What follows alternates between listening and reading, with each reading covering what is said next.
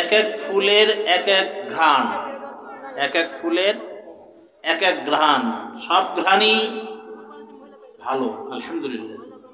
মৌমাছি যখন রস সংগ্রহ করে নির্দিষ্ট একটি ফুলের রস নেয় না, বিভিন্ন ফুলে যায়।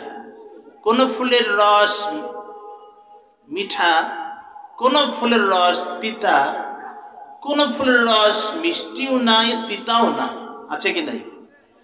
কিন্তু যখন তারা এই রসটা সংগ্রহ করে যখন উড়ে বাসায় ফিরতে আসে, চাকে আসতে থাকে, তখন আমরা গুনগুন গুনগুন করা একটা আওয়াজ শুনতে পাই, তাই না?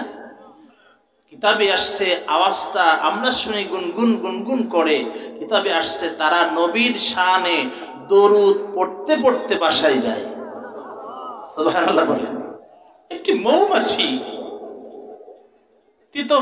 তেতো রস নিল, মিঠা রস নিল, তেতেও না মিঠাও না, পাঞ্ছে রস নিল, আর নবীর শানে দরুদ পড়ার বদৌলতে পুরা রসটাকে আল্লাহ মধু বানিয়ে দিলেন।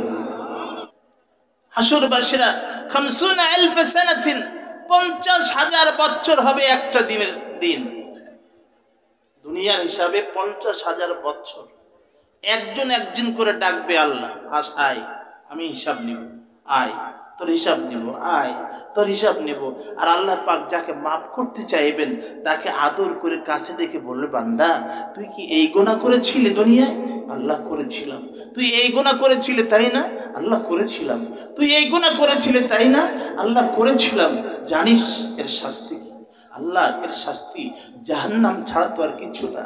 আল্লাহ তখন বলবে, তুই যখন বিশ্বাস করলি, স্বীকার করলি যে এর শাস্তি জাহান্নাম ছাড়া কিছু না, যা বান্দা আমার রহমতের দরিয়ায় জোশ মেরে গেছে, আমি তোর জীবনের সমস্ত গুনাহ মাফ করে তোকে জান্নাতের মেহমান হিসেবে আমি আল্লাহ ঘোষণা করে দিলাম। জোরে বলেন সুবহানাল্লাহ।